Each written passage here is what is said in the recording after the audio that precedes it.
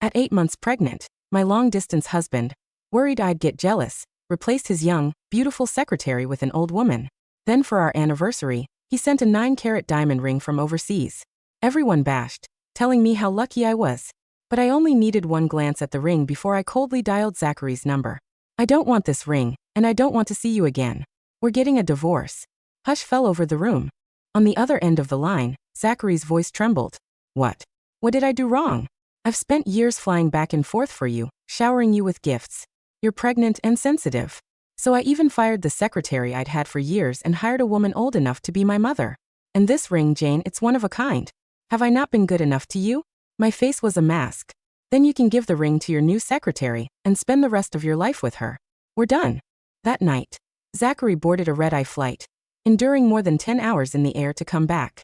Came straight to my hospital room.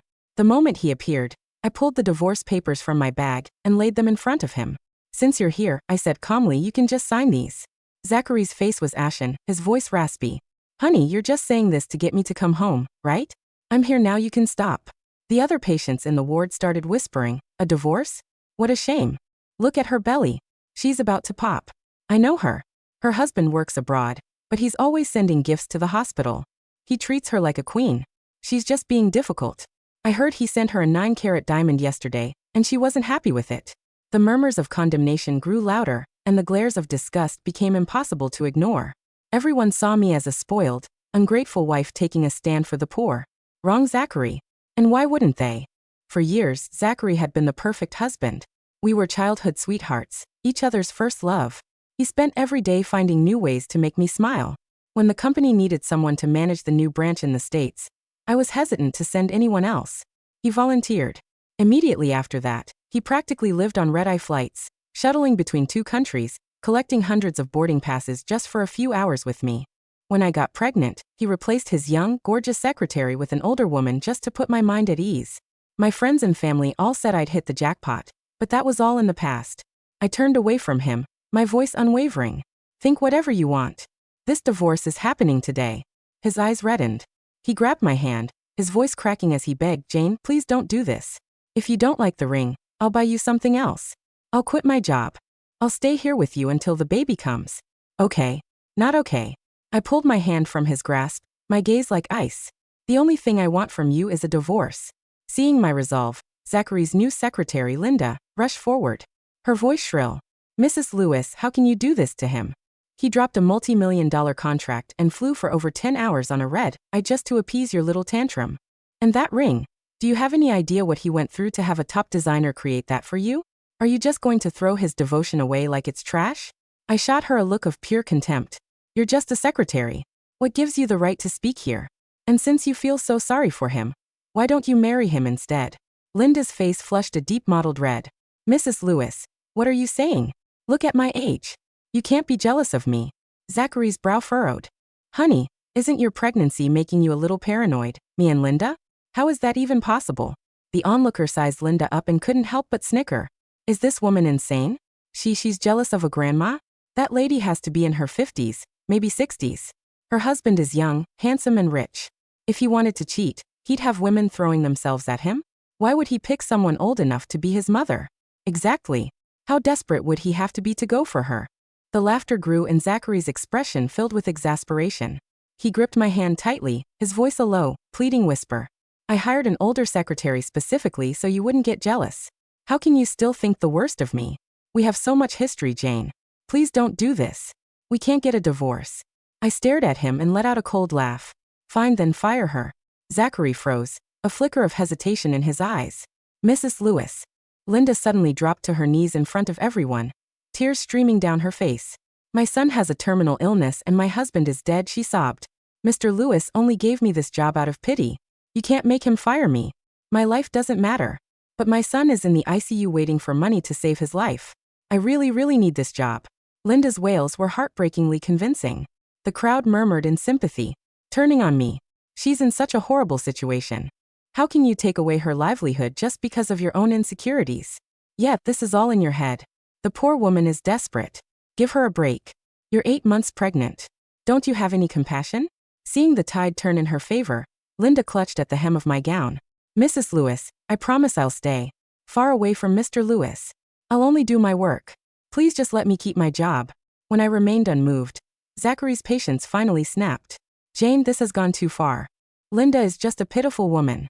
I've gone too far, I scoffed. My eyes locked with his. Zachary, the disgusting things you've done are far worse than anything I could imagine. Don't force me to say them all out loud. Flash of panic crossed Zachary's face before he blustered, his voice rising. What have I done? Everything I do is to make you happy, to give you and our child a better life. Linda wiped her tears and stood up, pointing a trembling finger at me. How can you say that about him, Mrs. Lewis? While you've been here resting and being cared for, Mr. Lewis has been working himself to the bone, eating meals and staying up all night. What could he possibly have done? He's a fool for loving a woman like you. I let out another cold laugh, my gaze shifting between the two of them. Working late into the night. Are you sure it was work or something else? Filthy. The two of you know better than anyone. With that, I threw the divorce papers at his chest and turned to leave. Just then, my mother-in-law burst into the room breathless. Jane, what's going on? I heard you want a divorce. What happened? She grabbed my arm, her face etched with concern. Did that bastard Zachary do something to hurt you? You tell me and I'll handle him. The fluorescent hospital lights cast harsh shadows across my mother-in-law's worried face. Margaret Lewis had always been more of a mother to me than my own, who'd passed when I was just 16. She'd welcomed me into the family with open arms when Zachary and I started dating in high school, treating me like the daughter she'd never had. The thought of disappointing her made my chest tighten, but the weight of what I knew pressed down on me like a physical thing. I could feel the baby kick inside me, a sharp jab against my ribs that reminded me exactly what was at stake. My hand instinctively moved to my swollen belly, protective and possessive. This child deserved better than a father who lived a double life. Mom, I said quietly, my voice cutting through the murmurs of the ward. The other patients had gone silent now, watching our family drama unfold like it was their evening entertainment. Maybe we should talk somewhere private. Zachary's face had gone from ashen to a sickly greenish white. Tiny beads of sweat dotted his upper lip despite the air-conditioned chill of the hospital. There's nothing to talk about privately, he said, but his voice cracked on the last word. Jane's pregnancy hormones are making her irrational. She's imagining things that aren't there. Margaret's eyes narrowed.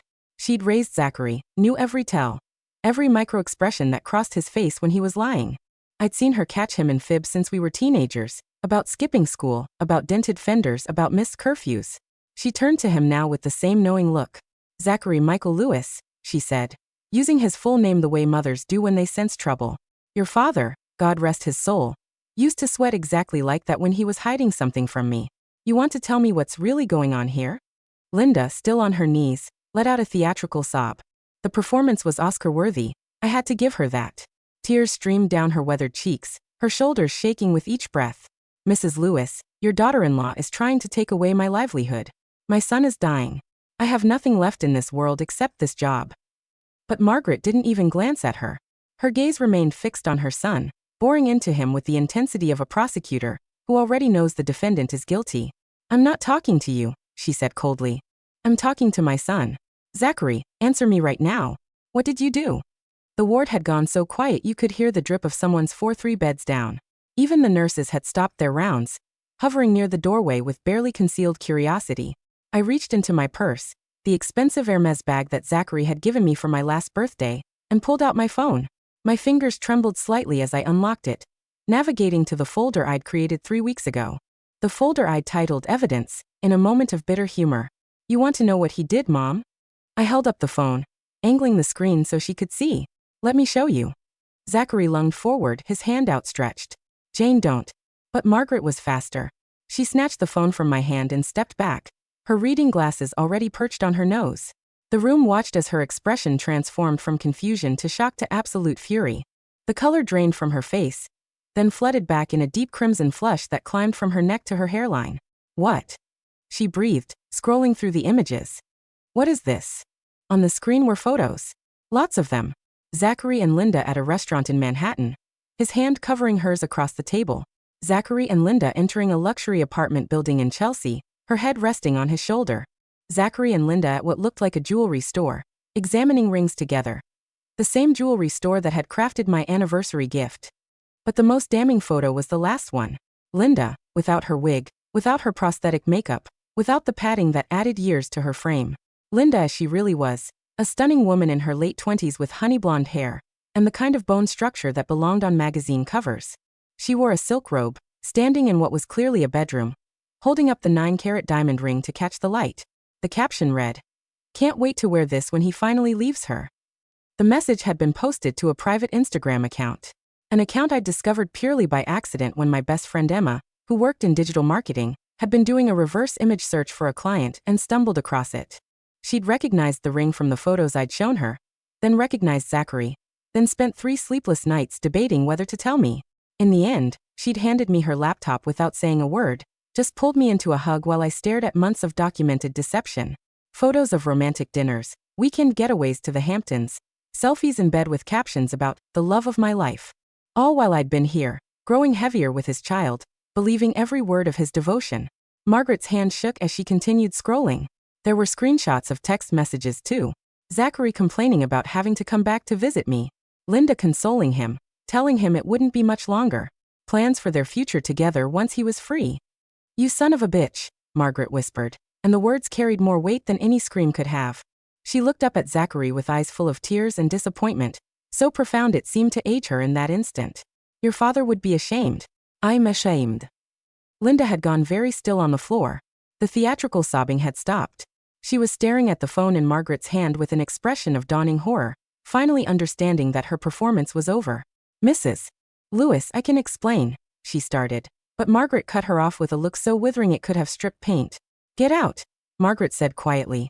"Get out of this hospital right now, or I swear to God I will call security and have you arrested for fraud. That story about your dying son? I'm guessing that's as fake as your age." Linda scrambled to her feet, abandoning the pretense of frailty. She moved with the grace of a much younger woman, her eyes darting between Zachary and the door.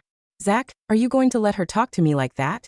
The use of the nickname, the one I'd called him since we were 16, the one that was supposed to be mine alone, felt like a physical slap. Zachary's mouth opened and closed like a fish out of water.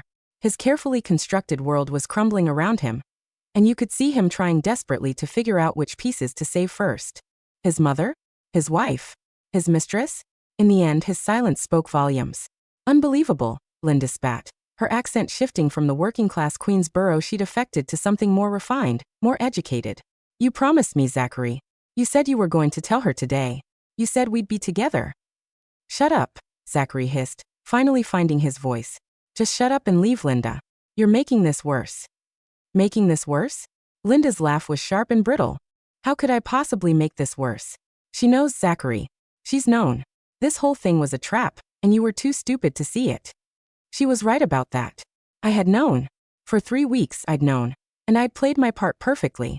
The dutiful wife, grateful for her attentive husband. I'd accepted his gifts, his phone calls, his promises.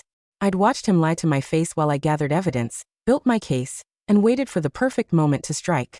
The anniversary ring had been the final piece. When he'd told me about it, gushing about how he'd commissioned a custom piece, I'd known exactly what to look for. Emma had helped me track down the jeweler, and for a hefty bribe, the young sales associate had confirmed that yes, 2 rings had been commissioned. Identical 9-carat diamonds. One for the wife, one for the mistress. "There's no sun, is there?" I asked Linda conversationally, as if we were discussing the weather. No dying child waiting for money. No dead husband. Just a very much alive actress trying to score a rich man. Linda's jaw clenched. For a moment, I thought she might actually tell the truth, but she was too committed to the role. "My son is real. His name is Connor Mackenzie," I interrupted, pulling out a printed document from my purse. I'd come prepared for this confrontation, armed with more than just photos. "He's 29 years old, lives in Portland, and works as a software engineer for Google. He's in perfect health, recently ran a marathon, and according to his very public Facebook profile, is getting married next spring. Would you like to see the photos of him proposing to his fiancée?" The ward erupted. Whispers turned to gasps, turned to outright exclamations of shock. The same people who'd been ready to condemn me 5 minutes ago were now looking at Linda and Zachary with undisguised disgust. "Oh my God, she lied about having a sick kid? That's disgusting. Using a dying child to manipulate people. And she's not even old? The makeup. I can't believe we fell for it." Linda's face contorted with rage. The mask of the pitiful, desperate woman had completely shattered, revealing the calculating person beneath. "You think you're so smart, don't you, Jane? So what if you have proof? Zachary loves me. He chose me. You're just the obligation he's stuck with." "Enough," Margaret's voice cracked through the chaos like a whip. She stepped forward, positioning herself between Linda and me, protective and fierce. You have 30 seconds to leave this hospital, or I'm calling the police. I'm sure they'd be very interested in your little fraud scheme. Pretending to need charity? That's illegal in this state. Linda looked to Zachary one last time, waiting for him to defend her, to choose her, to do something. But Zachary stood frozen, watching his perfect double life implode in spectacular fashion. Coward, Linda hissed at him. She reached up and pulled off the gray wig in one swift motion, revealing her natural blonde hair plastered to her head with bobby pins and sweat. The prosthetics came next, the jowls, the eye bags, the carefully applied wrinkles. She peeled away the facade with angry, jerky movements, throwing the pieces at Zachary's feet like accusations. Without the disguise, she was breathtaking. And young. So painfully young that I wondered how I'd ever believed she was in her 60s. The padding came off last, revealing a slim figure in an expensive silk blouse and designer jeans. You're a fool, Jane, she said, grabbing her purse, a Chanel I noticed, probably paid for with Zachary's money. He'll be back. Men like him always come back, and when he does, you'll take him back because you're desperate and pregnant and pathetic. I met her gaze steadily, one hand resting on my belly. Get out. She left, her heels clicking sharply against the linoleum floor, leaving a wake of shocked silence behind her. Margaret was the first to move. She walked up to Zachary and slapped him across the face. The sound echoed through the ward like a gunshot. How dare you, she said, her voice shaking with fury. How dare you do this to Jane? To your unborn child? To me. Zachary's hand went to his reddening cheek. Mom, don't you mom me. Margaret cut him off. Your father and I raised you better than this. We taught you about honor, about commitment, about what it means to be a man. Her voice broke. He would be so disappointed in you, Zachary. So disappointed. The mention of his late father seemed to crack something in Zachary. Tears spilled down his cheeks, but I felt nothing. No sympathy, no urge to comfort him, no remnant of the love I'd carried for over a decade. Just cold, clear certainty. Please, Zachary turned to me, dropping to his knees the way Linda had, but his desperation was real. Please, Jane. I made a mistake. I was lonely, and she was there, and I never stopped loving you. The baby, our family, it's all real. That's what matters. A mistake? I repeated quietly. The other patients were watching us with rapt attention, but I didn't care anymore. Let them watch. Let them see. A mistake is forgetting to pick up milk. A mistake is being late for dinner. What you did, carrying on a months-long affair, creating an elaborate lie, buying her the same ring you bought me, that wasn't a mistake, Zachary. That was a choice. Hundreds of choices, made over and over again, every single day. I'll end it. It's already over. I'll do anything. Sign the papers, I said. My voice was steady, calm, final. That's the only thing I want from you. Margaret squeezed my shoulder, and I could feel her support radiating through that simple touch. She's right, Zachary. You sign those papers and then you leave. You don't deserve her. You never did. But the baby, Zachary's voice rose in panic. You can't keep me from my child. I have rights. And you'll have visitation through lawyers, I said. Supervised, until I decide otherwise. But you and I? We're done. Whatever we had died the moment you bought her that ring. I could see him grasping for arguments, for ways to change my mind, but there was nothing left to say. The man I'd loved since I was 16 was a stranger to me now. Maybe he always had been. And I'd just been too in love with the idea of him to see the reality. Margaret picked up the divorce papers from where they'd fallen on the floor and slapped them against Zachary's chest. Sign them, Zachary. Now. His hands shook as he took the papers. For a moment, I thought he might refuse, might try to drag this out, but then he looked into my eyes and saw the truth there. I was done. Completely, irrevocably done. He pulled a pen from his jacket pocket, the expensive Mont Blanc I'd given him for his 30th birthday, and signed his name on every marked line. The scratch of ink on paper sounded like the closing of a book, the end of a chapter, the death of everything we'd been. When he finished, he tried to hand the papers back to me, but I shook my head. Give them to my lawyer. You have her information. Jane, leave, Zachary, Margaret said, her voice hard. And don't come back. Not here, not to the house, not anywhere Jane is. You want to see your child? You go through the proper legal channels. But you've lost the right to be in her life. He stood there for another moment, tears streaming down his face, looking like he wanted to say something more. But what was there left to say? Sorry seemed inadequate. Explanations seemed pointless. Promises seemed like lies. Finally, he turned and walked out. His footsteps faded down the hallway, and with them went 13 years of my life. 13 years of believing in a love that had only ever existed in my imagination. The ward was silent for a long moment after he left. Then slowly the whispers started again. But this time they were different. Good for her. I hope she takes him for everything. Did you see her evidence? She came prepared. That's how you do it. 8 months pregnant and handling it like a boss. I would have fallen apart. Margaret pulled me into a gentle hug, careful of my belly. I'm so sorry, sweetheart, she whispered. I'm so sorry my son did this to you. I leaned into her embrace, and for the first time since discovering the truth, I let myself cry. Not for Zachary, not for our marriage, but for the girl I'd been at 16 who'd believed in fairy tales. For the future I'd imagined that would never exist. For my child, who would grow up with divorced parents and a father who'd chosen to betray us. It's not your fault, Mom, I said through my tears. You raised him right. He chose to be this person. She held me tighter, and I felt her tears on my shoulder. You're going to be okay, Jane. You and the baby, you're going to be just fine. Better than fine. I'll make sure of it. And in that moment, surrounded by strangers in a hospital ward, being held by my mother-in-law while my husband's betrayal hung in the air like smoke, I believed her. The next few weeks passed in a blur of legal meetings and medical appointments. My lawyer, Patricia Chun, was a shark in Prada heels who took one look at my evidence and smiled like a cat who'd found a particularly delicious canary. This is good, she'd said, flipping through the printed screenshots and photos.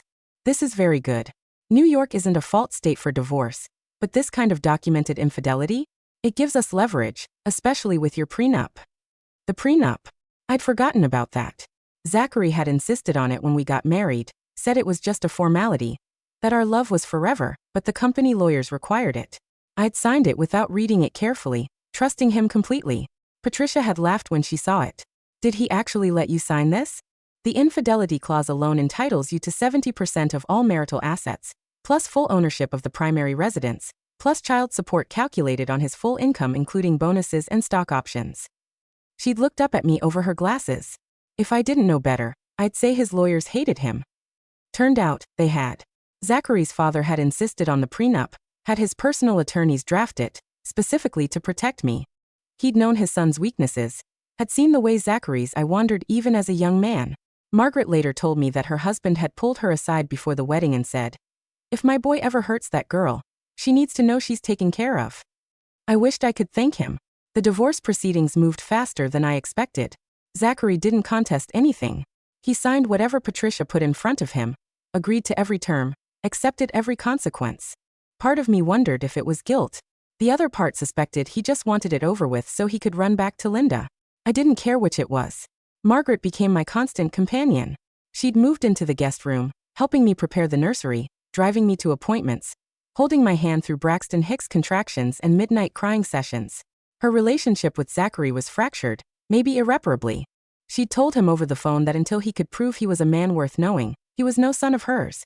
Emma visited every day after work, bringing me terrible romance novels and expensive chocolates, sitting with me in comfortable silence or engaging in vicious takedowns of my ex-husband, depending on my mood.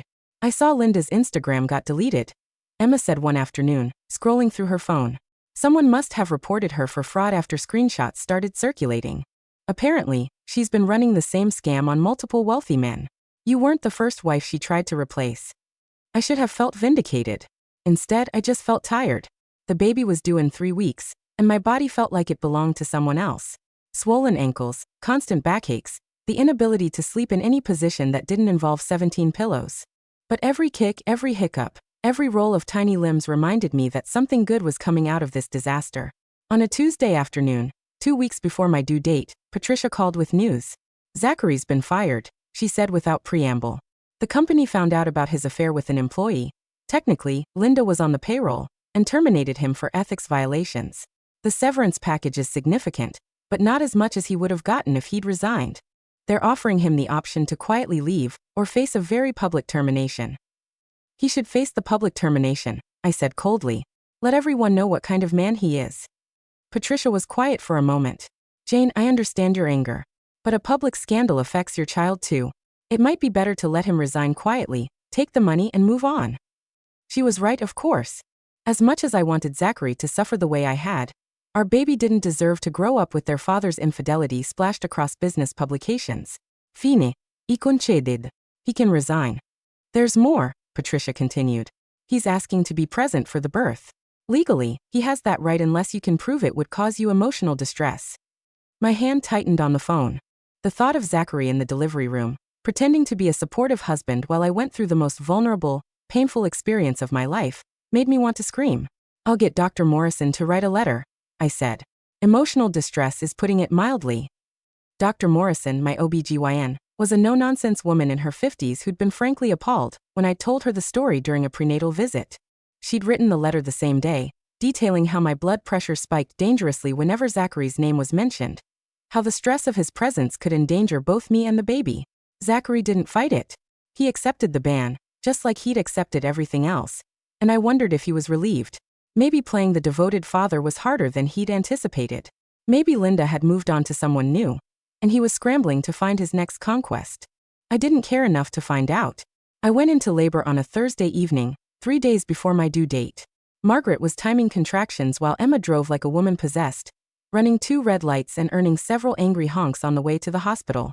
"You're doing great, sweetie," Margaret said, rubbing my back through another contraction. "Just breathe, nice and slow."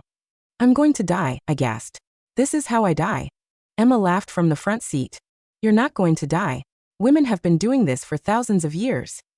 "Those women didn't have to do it after finding out their husbands were cheating liars," I panted. "Fair point," Emma conceded. The labor was long, 18 hours of increasing pain, of Margaret holding one hand and Emma holding the other, of nurses checking dilation and doctors murmuring reassurances. Dr. Morrison appeared around hour 15, took one look at my exhausted face, and ordered an epidural. "You've been through enough, Jane," she said firmly. "No need to be a martyr about this too." The epidural was heaven. Sweet, numbing heaven that let me actually rest between contractions, let me gather my strength for the final push. Margaret dozed in the chair beside my bed, her hand still clutching mine even in sleep. Emma had gone to get coffee and hadn't come back yet, probably lost in the hospital's labyrinthine hallways. It was quiet, just the beep of monitors and the distant sounds of the ward, when my phone buzzed with a text. "Zachary. Please let me know when the baby comes. Please." I stared at the message for a long moment, then set the phone face down on the bedside table. He'd know when my lawyer told him. Not a moment before. At 6:47 a.m., after one final, monumental push, my daughter was born. She came out screaming, red-faced and furious, her tiny fists waving like she was ready to fight the world. The nurse placed her on my chest, and I felt something inside me shift and settle, like pieces of a puzzle finally clicking into place. "Hi, baby girl," I whispered, tears streaming down my face. Lily. Lily Rose Lewis. We'd chosen the name months ago, Zachary and I, lying in bed and dreaming about our future. It was one of the few things I'd decided to keep from our marriage. The name was mine now, mine and my daughter's. She had Zachary's dark hair but my nose, my mouth. Her eyes were the deep blue all newborns have, unfocused and wondering. She was perfect. Absolutely, impossibly perfect.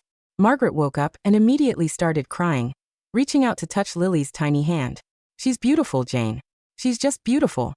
Emma burst in moments later, arms full of coffee cups and balloon bouquets, and promptly burst into tears too. "Oh my God. She's so tiny. She's so perfect. Can I hold her?"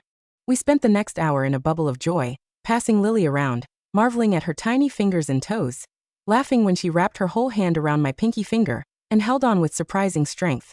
It wasn't until later, when Lily was sleeping in the bassinet beside my bed and Margaret and Emma had gone to make phone calls, that I allowed myself to think about Zachary, about how he should have been here for this, about how he should have been the one cutting the umbilical cord, holding his daughter for the first time, crying tears of joy instead of shame. But he'd made his choices and I'd made mine. My phone buzzed again. Another text from Zachary. "Zachary. Mom sent me a photo. She's beautiful. Jane, please. I need to see her. I need to be part of her life." I typed back slowly, carefully. "Me. You can see her during the court-approved visitation times. My lawyer will be in touch." The response came immediately. "Zachary. I love you. Both of you. I know I messed up, but I love you." Me. Love isn't enough, Zachary. It was never enough.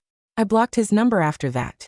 Patricia had advised it weeks ago, said all communication should go through lawyers now, but I'd kept it open, some part of me still hoping he'd say something, do something, that would make sense of his betrayal. But there was nothing he could say. No explanation that would make it hurt less, no apology that would change what happened. He'd made his choices, and now he'd have to live with the consequences. 6 months later. Lily was 6 months old. sitting up on her own and babbling nonsense that Margaret insisted were actual words. We'd moved into a new apartment. A bright, airy place in Brooklyn with a view of the park and enough space for Lily to grow.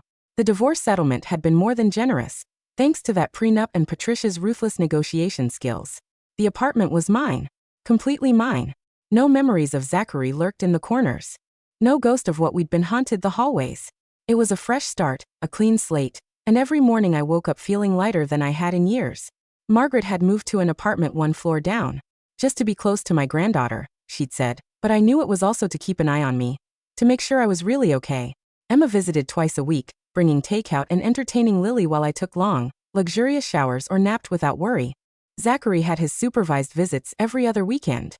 He showed up on time, played with Lily for 2 hours under the watchful eye of a court-appointed supervisor, and left. He tried to talk to me a few times, lingering at the door with that same pleading expression, but I'd perfected the art of looking through him like he was glass. Linda, I'd heard through the gossip mill, had moved to Los Angeles and was allegedly engaged to a tech entrepreneur. I hoped he did better background checks than Zachary had. On a sunny Saturday morning, I was at the park with Lily when I quite literally bumped into someone while chasing after her runaway pacifier. "I'm so sorry," I started, looking up into warm brown eyes and an apologetic smile. "No, that was totally my fault," he said, bending down to pick up the pacifier. I wasn't watching where I was going. He was tall, with sandy hair that kept falling into his eyes, and the kind of face that looked like it smiled often. He wore faded jeans and a Columbia University sweatshirt, and there was a golden retriever at his feet looking up at him adoringly. "Thanks," I said, taking the pacifier and immediately sanitizing it with the wipe I kept in my pocket. "New parent paranoia," I explained sheepishly. He laughed. "I remember those days." "How old?" 6 months. "You." "Mine are 8 now. Twins. They're over there trying to see who can swing higher." He pointed to 2 identical girls with pigtails and matching grins. We talked for a few more minutes, easy, comfortable conversation about the challenges of parenting, the best playgrounds in Brooklyn, the impossibility of finding decent pizza that wouldn't bankrupt you. His name was David, he was a pediatric surgeon at Mount Sinai, and his wife had passed away 2 years ago from cancer. "I'm so sorry," I said and meant it. He smiled sadly. "Thank you. It's been hard, but the girls keep me going. They're amazing kids." Lily chose that moment to spit up on my shoulder, and David laughed, handing me another wipe from the pack he apparently carried in his jacket pocket. "Veteran move," I said appreciatively. "You learn to be prepared," he agreed. We exchanged numbers before parting ways. "For playdates," he'd said, and I'd agreed, meaning it. It wasn't until later, walking home with Lily asleep in her stroller, that I realized I'd smiled more in that 20-minute conversation than I had in the last year of my marriage. David texted that evening. "My girls loved meeting Lily from a safe, non-germy distance. Same time next week." I found myself smiling at my phone. Me. Sounds perfect. Margaret raised an eyebrow when I told her over dinner that night. A pediatric surgeon who's a single dad and carries wet wipes in his pocket? "Jane, if you don't pursue this, I will." I laughed, throwing a napkin at her. "It's just a friendship, Mom. I'm not ready for anything else." "Maybe not today," she said wisely. "But someday. Don't let Zachary steal your future along with your past." The park playdates became a regular thing. David and I would meet every Saturday morning. Let the girls play while we talked about everything and nothing. He told me about his wife, Sarah, about how they'd met in med school and knew within a week they'd get married, about watching her fight cancer with grace and strength, about holding her hand as she slipped away. I told him about Zachary, about the betrayal, the divorce, the difficulty of co-parenting with someone I could barely stand to look at, about the fear that I'd never be able to trust anyone again. "You will," David said confidently. "Because you're not broken, Jane. Hurt, yes. Betrayed, absolutely. But not broken. There's a difference." On a crisp October morning, 3 months after our first meeting, David asked me to dinner. "Just dinner," he clarified quickly. "No pressure, no expectations. Just 2 adults having a conversation without the constant threat of diaper explosions." I hesitated. Lily was teething, I was exhausted, and the idea of dating felt overwhelming. "Margaret's already agreed to babysit," he added with a grin. "I may have asked her first." "You asked my mother-in-law before asking me? She's terrifying." I was hedging my bets. I laughed despite myself. "Okay, just dinner." Dinner was at a small Italian place in the West Village, the kind with checkered tablecloths and candles and wine bottles. David pulled out my chair, poured my wine, and spent the first hour telling terrible dad jokes that made me groan and laugh in equal measure. We talked about everything: his work at the hospital, My plans to go back to work at my family's publishing house now that Lily was older. Our fears about raising kids in New York City. Our favorite books and movies and the embarrassing music we secretly loved. It wasn't until dessert arrived, tiramisu we were supposed to share but I ended up eating most of, that he reached across the table and took my hand. I like you, Jane, he said simply. I like spending time with you. I like the way you are with Lily, the way you talk to my girls like they're people instead of just kids. I like how you laugh at my terrible jokes even though you're clearly too smart for them. My heart was pounding. David. I know you're not ready, he continued. I know you're still healing, and that's okay. I'm not asking for anything you can't give. I just wanted you to know that when you are ready, if you ever are, I'd like to be considered. I looked at him across the candlelight, this kind, patient man who'd lost the love of his life, and somehow found the strength to open his heart again. Who made me laugh, who listened when I talked, who carried wet wipes in his pocket and told dad jokes and looked at me like I was something precious. I'd like that too, I whispered. His smile could have lit up the entire restaurant. We took things slow. Dates once a week when we could arrange babysitting. Text messages throughout the day. Phone calls after the kids were asleep. He met Emma, who immediately approved. He's hot, he's employed, and he's not a lying cheater. You have my blessing. Zachary found out about David through Lily's supervisor, who mentioned in a report that a male friend had been present during one of my park visits with Lily. He showed up at my apartment the next day, unannounced, furious. You're dating someone? He demanded when I opened the door. You have our daughter around strange men? I stared at him, incredulous. You're serious right now? You, of all people, are going to lecture me about appropriate relationships. That's different. Get out, Zachary. Jane, please, get out, or I'm calling the police for harassment. You're not allowed to be here outside of scheduled visitation.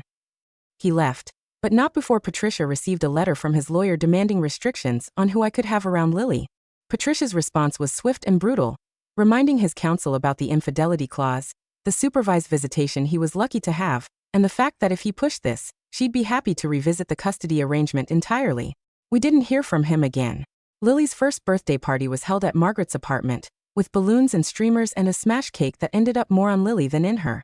David and his daughters came, as did Emma and a dozen other friends I'd made in the neighborhood.